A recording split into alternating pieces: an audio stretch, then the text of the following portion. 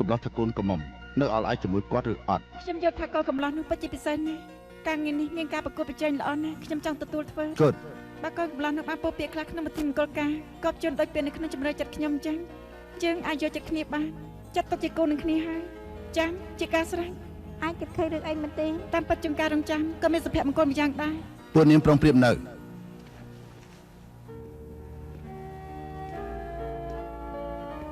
ជាហ្វៃគឺជាហ្វៃដែលឯងថាស្លាប់កុំរៀបការដែរនោះហ៎ម៉ាប់ធានសួស្ដីលោកដឹងខ្លួនឡើងវិញហើយលោកអត់អីទេអត់ទេលោកអត់អីជាការល្អហើយលោកសោះស្បាយឡើងវិញក៏រៀបចំមង្គលការនេះលោករៀបការជាមួយអ្នកណានាងខ្ញុំកូនក្រមុំគឺនាងហើយខ្ញុំមិនបានណាស់ខ្ញុំបានស្ដីដឹងនាងយូរហើយខ្ញុំបានបដិសេធនឹងលោកយូរហើយឬមួយលោកធ្លាប់ស្លាប់ក៏ភ្លេចបាត់ទេនាងដឹងថាមិនបានជាខ្ញុំដឹងខ្លួនវិញដែរទេព្រោះពេលដែលសន្លប់នោះខ្ញុំបានយល់សពមួយដូចគ្នារហូតគឺរៀបការជាមួយនាងក្នុងព្រះវិហារខ្ញុំពិតជាសប្បាយចិត្តណាស់ដោយសារសុបិននេះទើបខ្ញុំមានសុខឆន្ទៈដឹងខ្លួនឡើងវិញខ្ញុំដឹងថានាងពោលពាក្យមិនដាច់ពីមាត់ថាចង់រកអ្នកដែលយកចិត្តថ្លើមគ្នាទៅរៀបការខ្ញុំមិនមែនចង់បង្ខំនាងទេតែខ្ញុំឲ្យរងចាំនាងព្រោះខ្ញុំបានដឹងថារងចាំក៏ជាសុភមង្គលម្យ៉ាងដែរអំបញ្ញមិនឯងនិយាយចឹងក្នុងឡានក្រុងគាត់គិតឃើញអ្វីដែលឯងបានកិនមិនបានចិញ្ចឹមសម្ដេចចេះស្មោះចំពោះនាងខ្ញុំបានកក់ទីតាំងនេះពេញមួយខែនៅរងចាំនាងទីនេះរាល់ថ្ងៃខ្ញុំតែងគិតពីនាងរហូតរងចាំនាងលេចមុខមកខ្ញុំពេញចិត្តណាស់ទៅហើយអ្វីដែលគាត់និយាយដោយបេះបិទនឹងឯងនិយាយអំបញ្ញមិញនេះពួកឯងពិតជាយល់ចិត្តគ្នាមែនពួកយើងអាចយល់ចិត្តគ្នាពួកឯងពិតជាយល់ចិត្តគ្នាមែនពិតមែនណាខ្ញុំគិតថាសាក់លបងតើមិនស្មានតែពិតជាបានមែនជាហ្វៃលោកនិយាយថាម៉េចខ្ញុំចង់ថាមិនក៏ខ្ញុំឲ្យនាងរៀបចំពិធីមង្គលការពិសេសម្លឹងព្រោះតែចង់សាកមើលពិធីដែលខ្ញុំឯងជួយចិត្តនាងថាតើជាពិធីដែលកូនកំឡោះធ្វើឲ្យកូនកំមុំរំជួយចិត្តនៅក្នុងបេះដូងរបស់នាងមិនស្មានតែយើងតែពីរយកចិត្តគ្នាសោះខ្ញុំធ្វើការទីនេះយូរហើយមិនដែលឃើញទស្សនវិជ្ជាបែបនេះទេអមាប់ធានបើខ្ញុំក៏រំជួយចិត្តដែរណាម៉ាប់ធានអញ្ចឹងនាងព្រមរៀបការជាមួយខ្ញុំហើយមិនអីទេខ្ញុំនិយាយឲ្យច្បាស់ជាធ្វើខ្ញុំច្បាស់ជានៅចាំនាងរហូតរងចាំរហូតចាំនាងជាហ្វៃមើលទៅអាចទៅរួចដែរកំពួនដៃណែនតែមនុស្សតន់ខ្សោយបន្តិចចេះសន្លប់អញ្ចឹងទៅកើតដែរ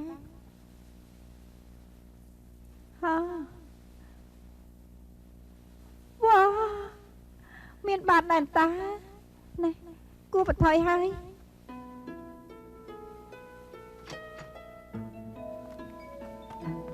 ណែជាហ្វៃយ៉ាងម៉េចហើយមិនអីគាត់មិនតាត់នឹងខ្លួនទេតែគាត់គួរតែអត់អីហេតុនេះខ្ញុំថាបែកម៉ាប់ឯងចំមែនហើយមិនជេរក៏មិនបានដែរកូនប្រុសគេទៅតែត្រូវឡានបោកក៏បង្ខំឲ្យគេស្រឡាញ់កូនឯងខ្លាចកូនរកប្តីមិនបានណាឡើយខ្ញុំអត់ដឹងទេតាមពិតវាទូរស័ព្ទមកវាមកហុងកុងហើយខ្ញុំឃើញវាសុខសប្បាយដើរបានរត់បានវាថាចង់ជួបអាម៉ាប់ធានខ្ញុំក៏ឲ្យទៅជួបទៅហេតុនេះគាត់ក៏បន្លំជាភ្ញៀវអាកំបាំងដើម្បីភ្ញាក់ផ្អើលដល់ម៉ាប់ធានណា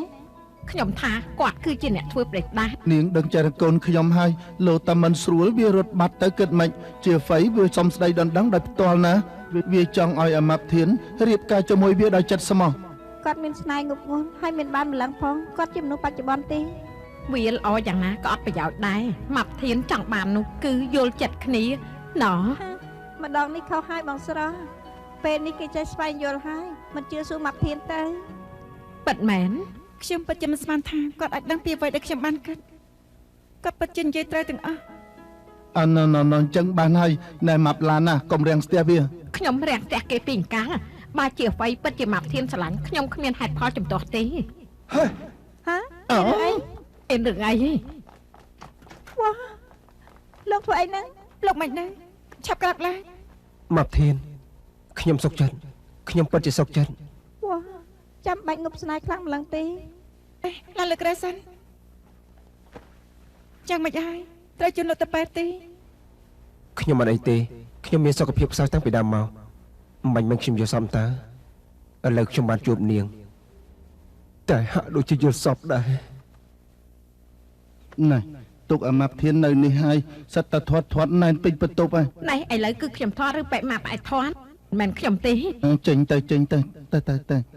អូមនុស្សធាត់ទៅតែងកន្លែងណាចាញ់ទៅកុំនៅរាំងស្ទះអីទៅ មិនមកទៀតទេ អ៊ី ទៅអី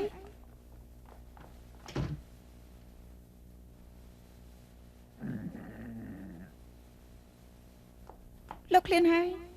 តាំងពីព្រឹករដ្ឋាភិបាលនេះខ្ញុំអត់ទាន់ញ៉ាំអីផង ចាក់មិនជាលោកសន្លប់ណែញ៉ាំនំក្រៀមនេះតែខ្ញុំក៏ងាយនឹងឃ្លាននេះហាត់នេះត្រូវតែមាននំក្រៀមនៅក្បាលតំណែង ខ្ញុំស្គមតាំងពីដើមមកហើយទោះញ៉ាំយ៉ាងណាក៏មិនធាត់ដោយនាងដែរ សែកខ្ញុំ មែនទេខ្ញុំពូពីពិតពូម្ដងណាក៏ពិតដែរប៉ុណ្ណឹងធ្វើឲ្យខឹងដែរ ពីមុនលោកអាសាធ្វើគេខឹងណាស់ កាលពីមុនខ្ញុំធ្លាប់មានស្នេហាច្រើនដងស្រីតែងតែសួរខ្ញុំថាម៉េចក៏ស្រឡាញ់ពួកនាងខ្ញុំក៏ថាតែគេពួកនាងធំស្រួលកើតកូនមិនស្មានតែពួកនាងបានឮក៏ជេរខ្ញុំថាខ្ញុំផ្សាយពួកនាងធាត់ហើយក៏ចែកផ្លូវជាមួយនឹងខ្ញុំ ពីមុនលោកក៏បានសែកខ្ញុំដែរ ខ្ញុំពិតជាពេញចិត្តនាងធាត់មែន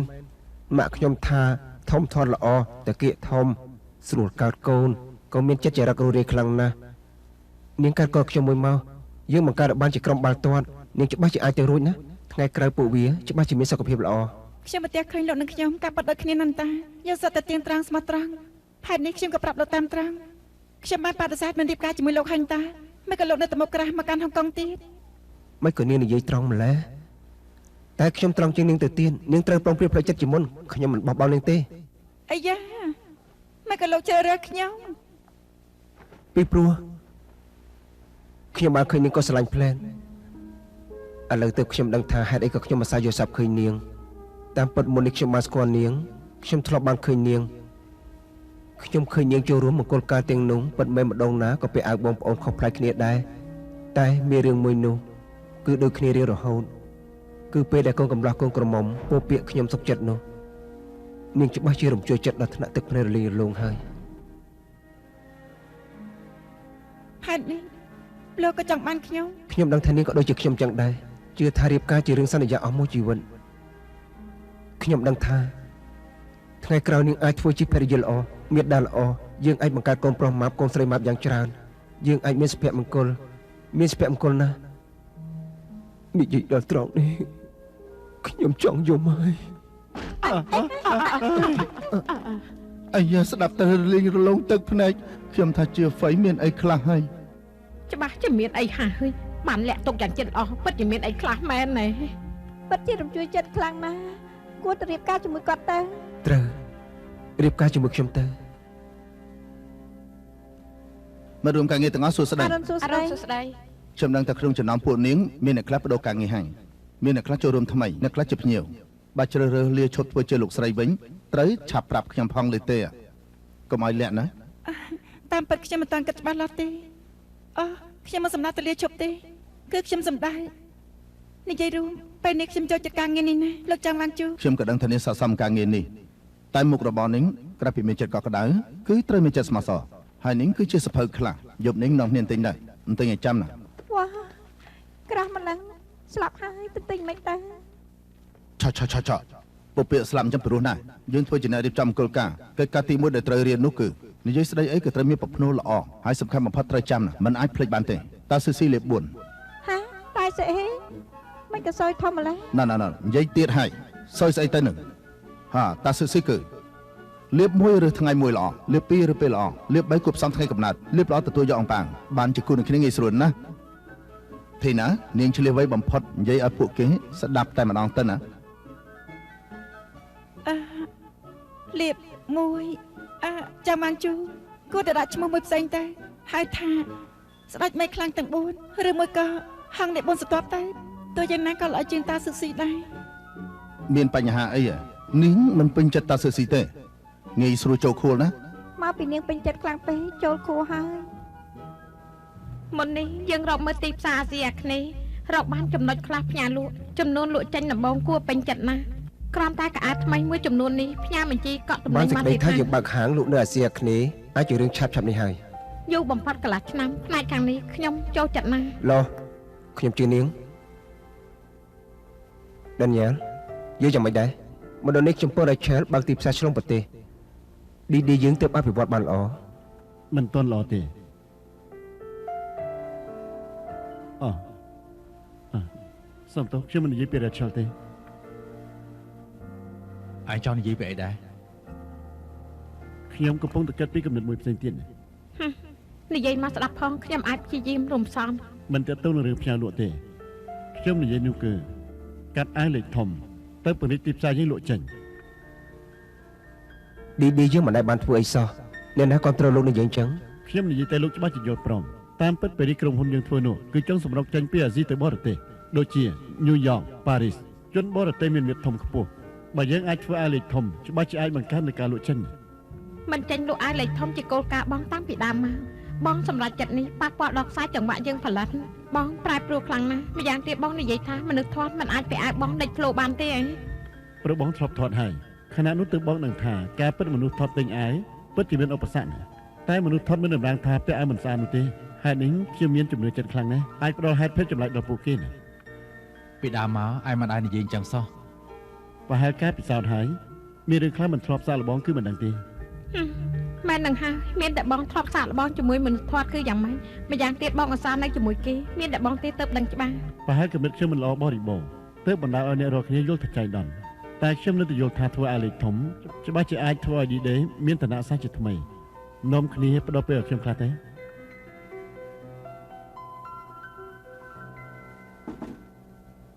អេចូលមក ទំនេរទេនិយាយកិច្ចការមួយផ្លែន ទំនេរទីបំផុតចូលមកយកព័ត៌មានពីបងហើយ បើមិនសួរលបងសួរនេះណាលបងមានការពិសោធន៍ច្រើនជាងគេណាលបងយល់ថាអាយលេខធំអាចលក់ដាច់ទេលបងគិតមើលដើមទុនយ៉ាងច្រើននោះ អេឈប់សិនឯងចូលមកគឺនិយាយរឿងនេះទេ បើមិនអញ្ចឹងនិយាយអី នៅមានកិច្ចការខ្លះតែសំខាន់ណាស់ រឹតតែសំខាន់ ឯងស្ដីដល់នៅ Rachel លបងខ្ញុំនិយាយកិច្ចការជាមួយលបងណា បងក៏និយាយពីរឿងធំក្នុងឆាកជីវិតជាមួយនឹងឯងដែរឯងមិនធំខ្លាំងខ្លោចទេហើយបងនឹង comment ខំត្រួសត្រាយផ្លូវឲ្យឯងតែមិនស្មានថាឯងតាមខ្លួនក្រំបាសោះហើយគេជាស្រីកំមុំគ្មានការសម្ដែងច្រើនថ្ងៃបងក៏ខឹងដែរមែនទេហ៎ លបងនិយាយអីហ្នឹងអ្នករាល់គ្នានិយាយអីប្រាប់នាងមែនទេ ប្រាប់ថាឯងអាចស្ដីដល់នឹងនាងឯងមិនមែនបាត់ការចងចាំទេដឹងអ្នកផ្ទះយើងថ្ងៃនេះប្រាប់ថាគ្រប់ត្រឯងផង កុំនាំគ្នាធ្វើតាមអំពើចិត្តខ្លួនបានទេយើងជាបងប្អូនជាង30ឆ្នាំហើយលបងដឹងថាខ្ញុំជាមនុស្សយ៉ាងម៉េចហើយនាំគ្នានិយាយមួយម៉ាត់ស្វាខ្ញុំធ្វើខ្ញុំអាចមានកម្រងការខ្លួនឯងហើយ គម្រោងការឯងគួរតែរួមទាំងការប្រពន្ធផងអញ្ចឹងយករ៉ាឆែទៅគ្រាន់តែឆាប់បន្តិចតែមានទៅខុសអី តាមចំណូលចិត្តក៏មិនហៅថាកម្រងការដែរ ណែឯងធ្វើអាលេខធំក៏តាមចំណូលចិត្តដែរណែ Rachel ជួយផ្សាយលក់ឲ្យឯងអស់ពីចិត្តថ្លើមតែឯងគ្មានអរគុណមួយម៉ាត់សោះនិយាយថាមនុស្សធាត់ពាក់អាវស្អាតអីទេ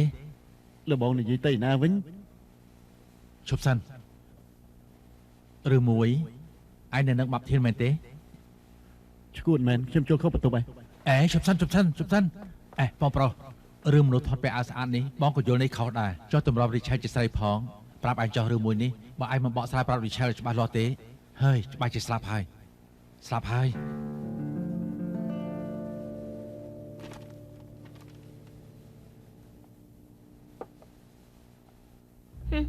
បងមករកអូនណាបងមានពេលតែ15នាទីបន្តិចទៀតអូនមានកិច្ចការច្រើនណាស់ បងមានការខ្លះចុះនិយាយជាមួយអូន អញ្ចឹងទៅឲ្យអូននិយាយមុនទៅបងចង់ធ្វើអាយលេខធំមែនទេត្រូវហើយជាគំនិតថ្មីបំផុតតែមិនមែនលក្ខណៈ D-Day ទេប្រកាសណាស់អូនមិនចង់បដិសេធអ្វីដែលកើតមានឡើងទេហើយនេះអូនបានធ្វើឯកសារមួយឲ្យបងមើលបងមើលឥឡូវនេះភ្ញៀវរបស់យើងមាន 70% ជាភេទស្រីធ្វើការងារអាយុពី18ទៅ35អាចពួកគេមានលទ្ធភាពសេដ្ឋកិច្ចជាទូទៅស្វែងរកចលនាប័ណ្ណនិងឋានៈអាច D-Day យើងពេលនេះគ្រាន់តែធ្វើអាវលេខតូចនិងលេខមួយភ្ជុំម្យ៉ាងទៀតស្រីដែលពាក់អាវ D-Day យើងបានសុទ្ធតែស្រីមានរាងរៅល្អណាស់ដោយផ្ដោះអារម្មណ៍ឲ្យគេឃើញថាជ្រើសរើសល្អៗនេះហើយហៅថាយល់ឃើញផ្ដាច់គេត្រូវហើយយើងធ្វើអាវលេខធំគឺបានការភ្ញៀវមួយចំនួនមែនតែមុខមាត់យើងខុសប្លែកវិញភ្ញៀវចាស់មួយចំនួនអាចទៅបាត់នេះហើយហៅថាបានមិនស្មើនឹងបាត់បង់ អូនមានប្រតិកម្មលឿនម្លឹងបងនិយាយមិនឆ្លៀតអូនទេ ដាញ់ណាបើបងពិតជាចង់ធ្វើទៀតមែនអូនមិនចំទាស់ទេមានការអីនិយាយទៀតទេ Rachel តាមពិតបងមកលើកនេះគឺមានការសំខាន់ចង់និយាយជាមួយអូនគឺសំខាន់ជាងកិច្ចការទៅទៀត យើងក្រៅពីកិច្ចការងារមានអីនិយាយទៀត អូនកុំឲ្យធ្វើបាបបងអី អូនមានធ្វើបាបបងឯណាមានរឿងខ្លះបងក៏បានដឹងហើយអូនក៏បានដឹងត្រូវមានប្រតិកម្មមិនមែនរងចាំដល់ពេលនេះដែរ បងប្រាប់បងរួចហើយបងនឹងថាអូនមានកម្រិតយ៉ាងម៉េចដែរ ទោះបីបងដឹងថាអូនគិតពីអីក៏បងមិនតែធ្វើដែរអូនលែងមានសង្ឃឹមចំពោះបងហើយ ហើយអូនមិនមែនចង់ឲ្យបងត្រូវគេនិយាយថាមិនបងធ្វើតាមដោយគ្មានចរិតគុណប្រុសទេដឹង អញ្ចឹងក៏មិនមែនគេប្រាប់បងឲ្យធ្វើអីបងមិនធ្វើទេ បងស្មានតែអូនអាចស្វែងយល់ពីបងច្រើនបន្តិចផង លោកតាទោះបីអូនស្វែងយល់ពីបងច្រើនយ៉ាងណាក៏ដោយអូនក៏ជាស្រីម្នាក់អូនក៏ត្រូវការមុខមាត់ដែរ តាមពិតបងពិតជាមានគម្រោងការនេះមែនបងគិតថាធ្វើឲ្យ D-Day ល្អបន្តិចហើយអនុវត្តគម្រោងការនេះតែមិនអីទេមុននឹងក្រោយក៏មិនទាស់ខុសអីដែរ អញ្ចឹងអូនមិនដឹងថាគម្រោងការបោះមានចំណាយអូនឬអត់ទេ មុនមានថ្ងៃក្រោយក៏មានដែរតែមិនដឹងថាអូនគិតឃើញយ៉ាងម៉េចទេ បងមិនតាមសួរអូនផងអូនមិនដឹងគិតឃើញយ៉ាងម៉េច ឥឡូវស្អីក៏គ្មានផ្កាគ្មានចិញ្ចៀនក៏គ្មានដែរលើកនេះដល់វិញបងអាប់មុខម្ដងហើយ រឿងអញ្ចឹងគឺយកចិត្តស្មោះជាធម្មតា ចាំបងមកផ្លែន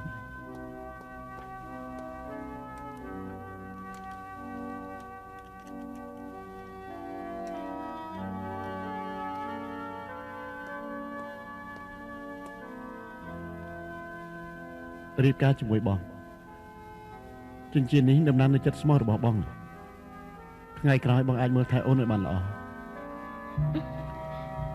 សំទោសផងអូនមិនអាចយកព្រមតាមបងពេលនេះទេ ឈប់ធ្វើបាបបងទេ ប៉ិតមែនបងមានចិត្តស្មោះមែនប៉ុន្តែបងមានគម្រោងការបងអូនមានគម្រោងការអូនដែរ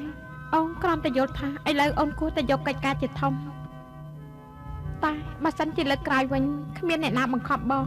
ចាំបងមកសួរអូនម្ដងទៀតអូនថាជាអាចមានចម្លើយមួយផ្សេងទៀតទេដឹង បងត្រូវបដិសេធគំនិតត្រូវបដិសេធរៀបការនេះចាត់ទុកវិបត្តិទូនទេឥឡូវបងទៅព្យាបាលរបួសសិនមានការអីគំរោបងនេះ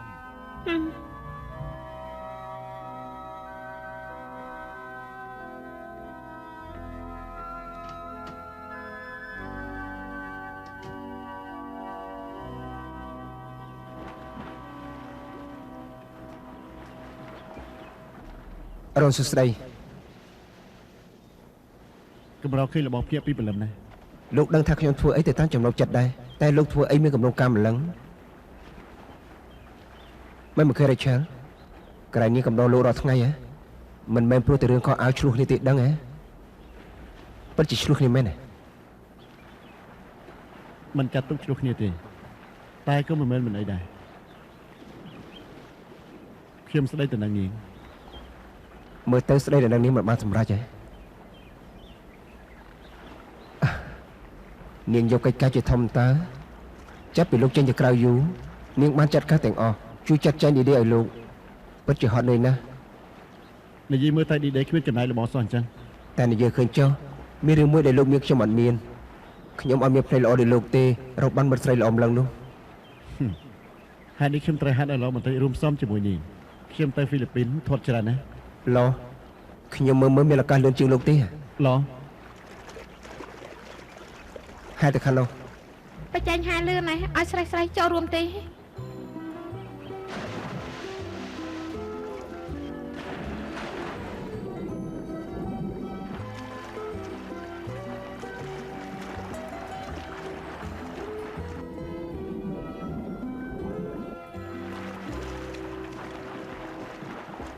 Rachel ថ្ងៃនេះមានសភាពល្អណាស់ធ្វើឲ្យប្រុសពីរនាក់មិនអាចឲ្យនាងទាន់ ចែកដល់ណាទៅហ៎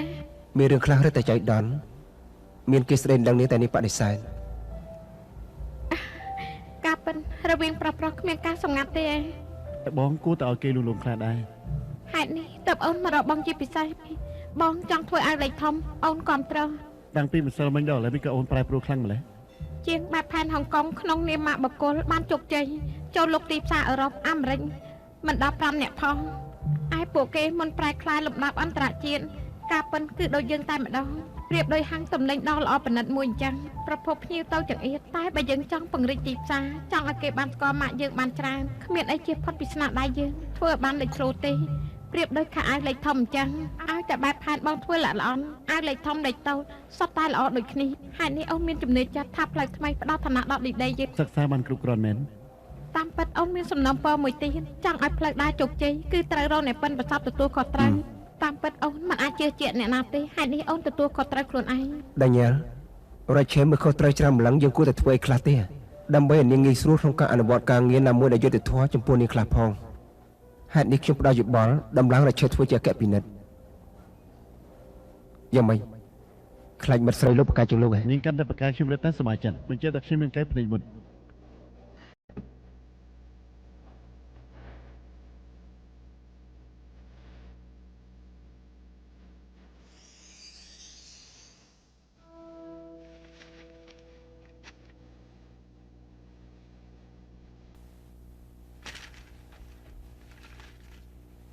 មិនក៏បញ្ញាប់ទឿនមកបកគលតំណែងម្លេះ ដំឡើងអូនក៏មិនដំណឹងថាដល់កំណត់បន្ធូរបន្តិចទេ មកពីលើកនេះអូនទទួលខុសត្រូវទៅដឹងបានជាតឹងតែងខ្លាំងម្លេះសុំទោសថ្ងៃនេះបងអាចកំដៅអូនញ៉ាំបាយទេ អញ្ចឹងអូនទទួលកិច្ចការនេះមិនដឹងថាចាត់ជានាំទុកខ្លួនឯងទេ សុំទោស ពេលនេះបានជាអូនជាអ្នកអាកាត់ហើយសុំទោសផងទៅមានកិច្ចការខ្លះត្រូវឲ្យបងចូលរួមសំផងឥឡូវសូមបងទុកកិច្ចការទាំងអស់នេះសិនទៅនេះជាការសម្រេចរបស់ក្រុមហ៊ុនឥឡូវបងជួបនំទៅញ៉ាំបាយបន្ធូរអារម្មណ៍ អូនជាតកែអូនអាចកាត់ទេ អញ្ចឹងទៅញ៉ាំឯណា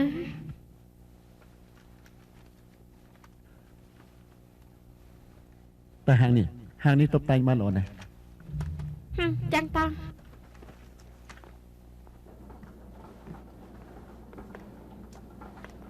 អេបងស្រីចាំខ្ញុំផង ឯងយ៉ាងម៉េចទៀតហើយ ស្បែកជើងខ្ញុំតាំងណាឈប់ពេញមួយថ្ងៃហត់នឿយណា មែននឹងហើយជើងឯងធាត់ម្លឹងហើយញាត់ស្បែកជើងតូចយ៉ាងនេះធ្វើឲ្យជើងឈឺមែនទេតែមិនអីទេឯងមិនបាច់ធ្វើការឆាប់នេះមិនគេចាំឯងហើយ បងនិយាយទៅណាវិញអេជើងខ្ញុំទៅញ៉ាំអី មិនបានទេយប់នេះខ្ញុំប្រញាប់ទៅផ្ទះវិញទៅទិញសាសក់ហើយ មិនក៏ថ្ងៃនេះបងនិយាយស្ដីតែទៅចាញ់ចាខ្ញុំអញ្ចឹង គឺបងប្អូនទៅពោលពាក្យពិតប្រាស់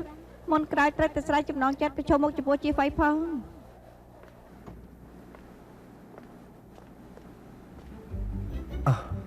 សួស្តី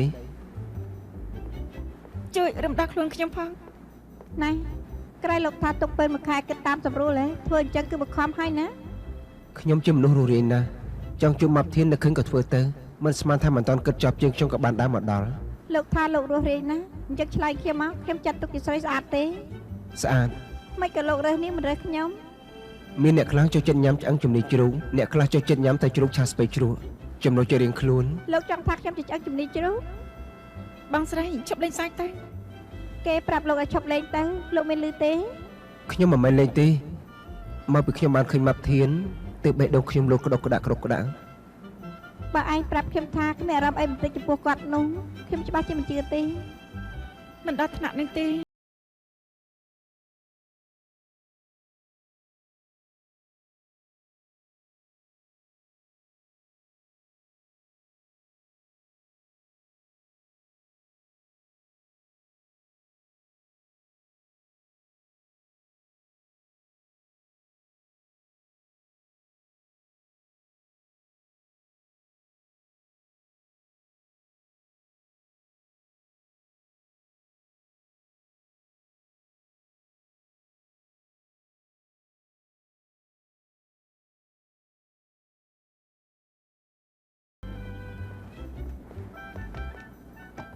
អរគុណ ប្រយ័ត្នប៉ះក្បាល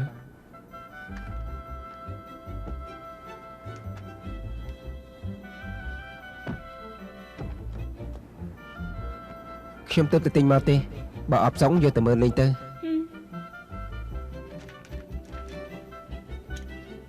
ភោជនីយដ្ឋាននេះដូចជាល្អណាស់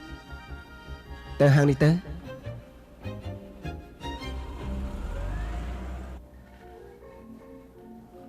ទស្សនាបដីដូចជាណែនាំមិនខុសទេ ឲ្យតែនាងពេញចិត្តទៅបានហើយមើលចង់ញ៉ាំអីខ្លះ អត់ទោសជារបស់អ្នកណា យើងមិនទាន់ហៅអីទេ អូសុំទោសប្រហែលច្រឡំតុកហើយ គឺទឹកដោងមែនទេ ត្រូវហើយ មិនដែរនាងចង់ញ៉ាំអី កាលនៅហ្វីលីពីនខ្ញុំមិនសាញញ៉ាំណា អូអញ្ចឹងហើយនេះមកកៅទៅខ្ញុំក៏ដូចគ្នាដែរ បាទអរគុណ មិនដែរចង់ញ៉ាំអីទៀតទេ លោកអាកាត់ទៅ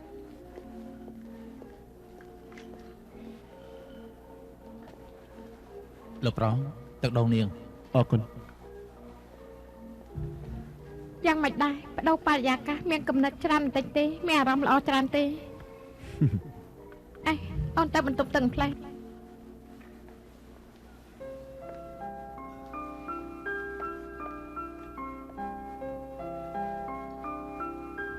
មិនអាចចង្អៀតទេត្រូវធូរស្រួលបន្តិច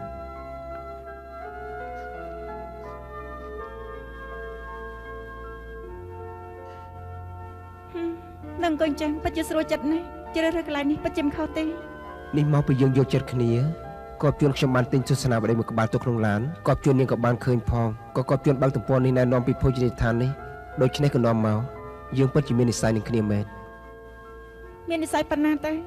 ខ្ញុំអង្គុយបានស្រួលម្លឹងចំណែកលោកអង្គុយរំទុំនេះអញ្ចឹងមិនសំថាសប្បាយចិត្ត ខ្ញុំនឹងមានការធ្វើទៀត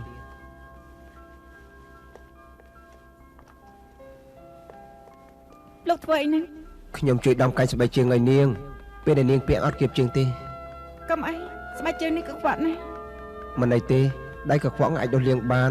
តែបើសិនជាឈឺជើងវិញមិនងាយជាសះស្បើយទេខ្ញុំមិនចង់នាងរបួសទេបើនាងល្វើយនាងសម្រាប់ទៅខ្ញុំអាចជួយដំឲ្យបានឆាប់ទេណា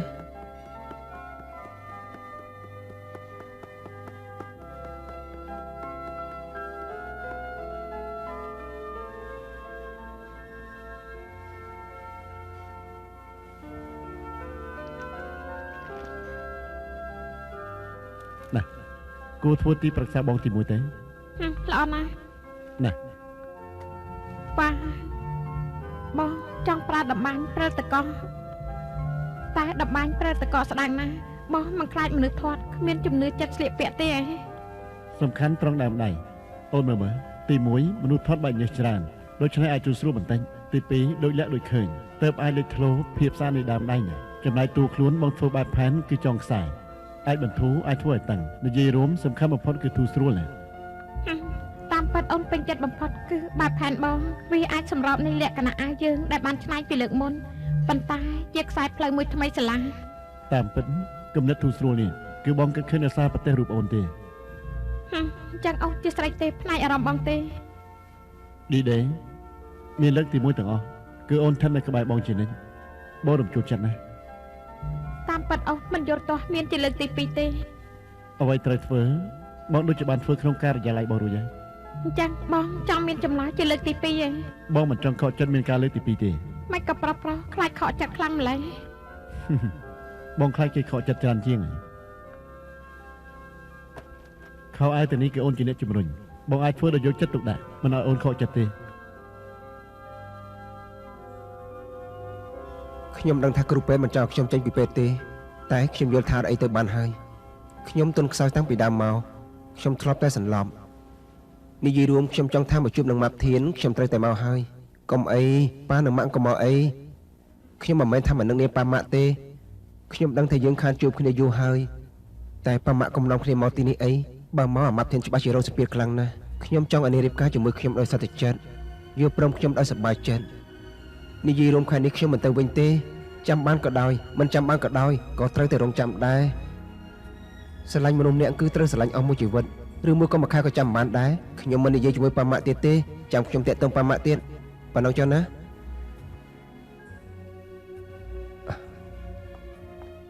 ម៉ាប់ធាននាងភ្ញាក់ហើយស្បែកជើងដំរួយហើយនាងពាក់សាមើគៀបជើងទៀតទេ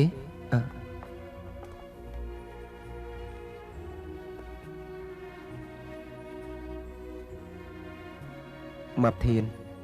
នាងដូចជាសិនត្រាឡាក្នុងជំរឿចិត្តខ្ញុំអញ្ចឹង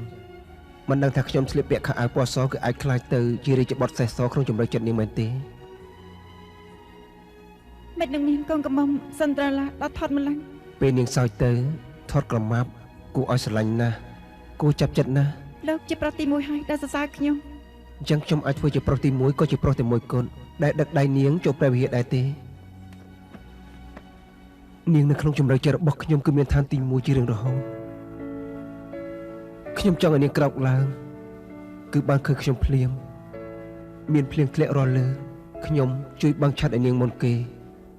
ម្ដងណានាងចង់ញ៉ាំបង្អែមថ្មីខ្ញុំកំដរនាងញ៉ាំមុនគេខ្ញុំចង់មើលថែនាងអស់មួយជីវិតគ្មានថ្ងៃកែប្រែទេ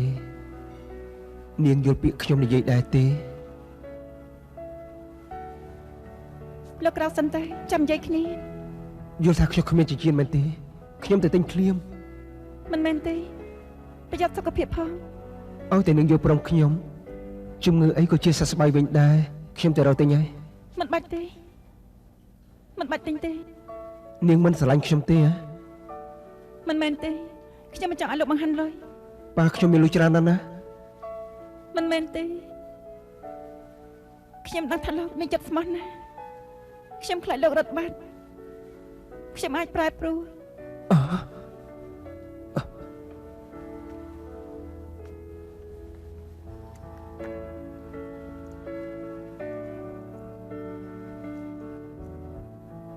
ចិញ្ចៀន មកធាននាងរៀបការជាមួយខ្ញុំទៅខ្ញុំចង់ឲ្យនាងខ្លាយទៅជាស្រីម៉ាំមានសុភមង្គលបំផុតក្នុងโลกនេះ ខ្ញុំសុខចិត្ត យេមកធានខ្ញុំអាចប៉ះប៉ូវចិញ្ចៀនសតឲ្យនាងវិញខ្ញុំច្បាស់ជាប៉ះប៉ូវមកធានមកធានមកធាន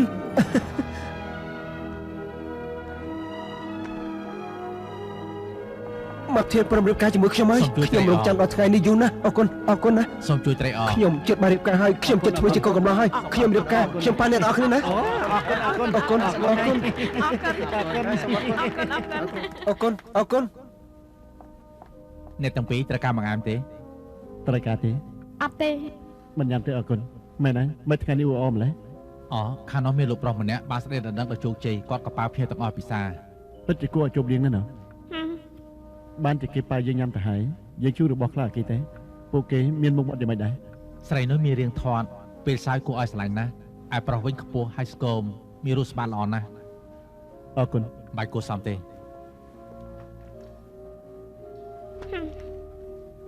បងចង់ធ្វើអីទៀតហើយ មនុស្សថត់ពាក់ឲ្យមង្គលការក៏ល្អមើលណាស់ដែរ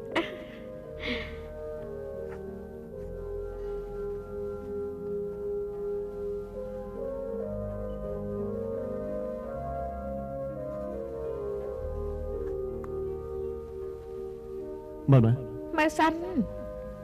វ៉ាអាមង្គលការនេះស្អាតណាស់ អត់ទៅ បាទ រំខានរបស់យករូបនេះជូនពួកគេផងណា បាទ មែនហើយអាចខ្ចីផ្កាប្រើផងបានដែរទេការទៅនេះអ្នកណាបានឃើញក៏ពេញចិត្តដែរ អូខេ បាត់មាត់មកផ្លែតសិនតែលោកបានសើចយូរហើយ នាងខ្លាចខ្ញុំសន្លប់ហ៎ សន្លប់ទៀតហើយ មិនមែនទេខ្ញុំមិនដាច់ចិត្តសន្លប់ទេខ្ញុំខ្លាចដឹងខ្លួនវិញការពិនគឺគ្រាន់តែជាការយល់សប្តិបាននាងមិនព្រមរៀបការជាមួយខ្ញុំគិតមិនទៅ បើខ្ញុំយល់ព្រមហើយយល់ព្រមគឺត្រូវតែធ្វើ សំទោសអ្នកទាំងពីរខាងក្រៅមានភ្ញៀវម្នាក់ចង់ជួបរបស់ខ្លះដល់អ្នកទាំងពីរជូនពររីករាយក្នុងមង្គលការ អរគុណ មកធានមើល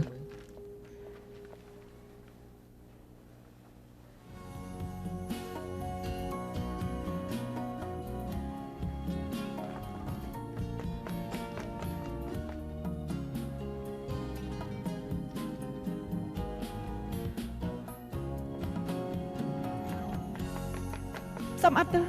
ម្នាក់នេះទៅណាបាត់ហើយ គាត់ទៅបាត់ហើយ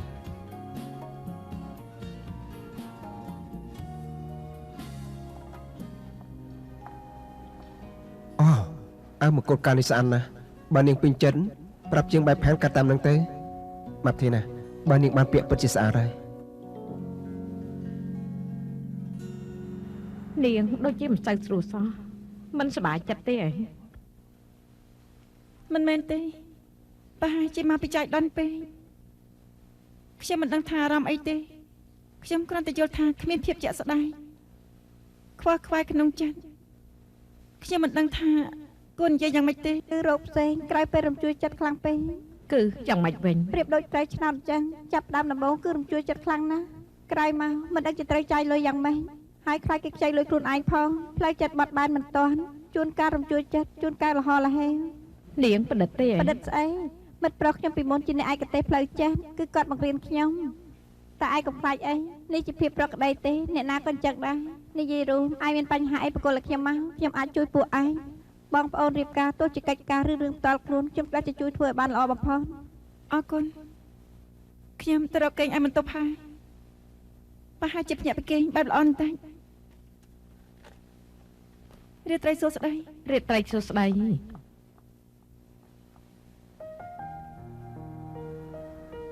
បែបម៉ាប់ហើលើកនេះចាត់ទុកថាយើងខ្លាចជាដលងគ្នាហើយជាហ្វៃមិនតន់ជាសះស្បើយខំស្រោតមកដោយវល់មកធានឲ្យប្រុសរៀបការជាមួយវា ត្រូវហើយកូនប្រុសនេះមិនដែលមើងម៉ាត់ចំពោះស្រីទេ អឺហ៎លើកនេះយើងច្បាស់ជាមិនចែកបានអញ្ជើញរួចក៏គ្មានចម្លើយទៀតដែរ លោកបងម៉ៃទុកចិត្តចុះអត់បញ្ហាទេ អំប្រុសអំស្រីគួរឲ្យលៀកខ្លួនណា តាមពិតមិនតាក់ទងជាមួយនឹងម៉ាប់ធានទេមកពីមុននោះខ្ញុំមិនអាចធ្វើឲ្យនាងរំជួលចិត្ត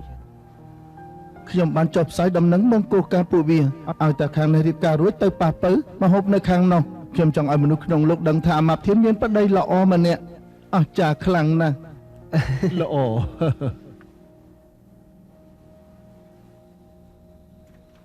ប៉ាម៉ាក់ មកវិញហើយក ូនមានផ្ទៃពោះផងសម្រាប់បានច្រើនទៅណាញ៉ាំបាយនៅ ញ៉ាំរួចហើយ អេម៉ាក់វាអេខូចមែន ពួកគាត់ធ្វើអី កូនស្រីម៉ាក់ស្ងោរស៊ុបទៅជ្រក់ពោះជ្រូកឆ្អឹងនេះឲ្យកូនហត់ម៉ាក់ធានាថាក្រោយពេលដែលហត់ទឹកស៊ុបនេះហើយច្បាស់ជាមានស្មារតីល្អណាស់ តំណែងរបស់ប៉ាគឺតាំងគួយកៅកុយចំហុយបេះដូងជ្រូកបើកម្លាំងបើឈាមបើវៈកាំង ចាំថាហត់អស់ផង ញ៉ាំទាំងកាងទៅបើបានល្អ ញ៉ាំចំណីរយំចឹងធ្វើឲ្យធាត់ខ្លាំងណាស់ ឥឡូវពោះកូនកាន់តែធំហើយមិនបើទេទៅចាំពេលណាហា ស្លាប់ហើយអូនពិតជាធាត់មែនចុះកែខោតាំងហើយ មិនធាត់ហើយក ូនស្រីអ្នកមានផ្ទៃពោះគឺអញ្ចឹងហើយការម៉ាក់ក្មេងកូនកើតអាហ្វូងធាត់5ដល់10ផោនដល់ពេលកើតអាស៊ីក៏ធាត់ថែម10ផោនទៀត អញ្ចឹងគឺ25ផោនហើយឯងចាំបាច់ភ័យអី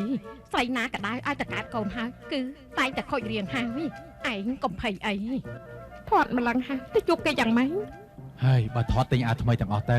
ណាមួយអាស៊ីថាចេញអាវលេខធំផង ណែហត់ទឹកស៊ុបអងចាំទៅគេងយប់ជ្រៅហើយ រីត្រីសួស្តីប៉ាម៉ាក់ រាត្រីសួស្តី សួស្តី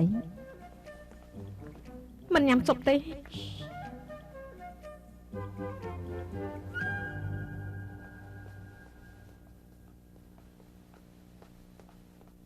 បងសម្លាញ់ណាទឹកស៊ុបនេះបងជួយញ៉ាំអូនឲ្យអស់ទៅ មិនបានទេឥ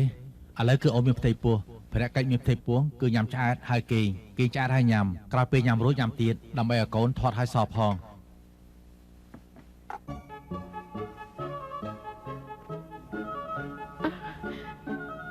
អូនមិនចង់ញ៉ាំទឹកស៊ុបទេព្រឹកនេះអូនក្រោកពីព្រឹកផងមិនចង់ទៅបង្គន់ញឹកញយ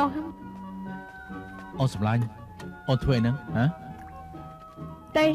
អូនជួយធ្វើបានចេញការម៉ាប់ធាន2ថ្ងៃទៀតចែកបានចេញការហាត់ ជួយបងក៏ជួយទៅតែពេលនេះអូនមានពោះប៉ិនកជើត្រូវគិតឲ្យកូនក្នុងពោះផងអូនដឹងទេហ៎ អេការអូនរៀបការនេះក៏ជួយអូនដែរម្ដងនេះអូនត្រូវគ្រប់ត្រនេះរឿងម៉ាប់ធានរៀបការបងដាច់ខាតកុំប្រាប់អូនប្រាប់បងឲ្យសោះ ហាអញ្ចឹងម៉ាប់ធានថានៅនឹងអាស៊ីទេ អេនាងគិតច្រើនពេកហើយដូច្នេះនាងមិនដឹងថាមើងម៉ាត់ទទួលប្រុសនោះឬក៏អត់ទេអេនេះហៅថាភ័យខ្លាចមុនរៀបការស្រីណាក៏មានដែរ អូនសម្លាញ់ពេលអូនរៀបការជាមួយបងអត់មែនទេ អូនមានមែនទេអូនពិតជាគិតថាមករៀបការជាមួយបងទេ អូនមានមែនតែគ្មានអីពិសេសទេដឹង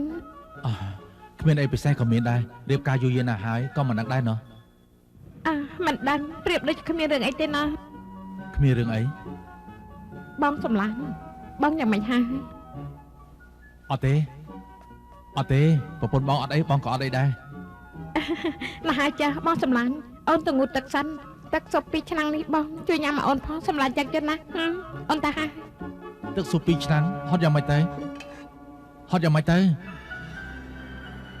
អីគួរតែច្រៀងស្អែកអូនរៀបការជាមួយបងទៅល្អ ពេលនេះចាស់ពេកហើយ ឯងនិយាយម្ដងទៅ អេច្រៀងជីវិតថ្លៃ តែផ្ដា ហើយណាម៉ាប់ធានអីដែរទៅ ពួកឯងជួយធ្វើខ្ញុំទៅបានហើយ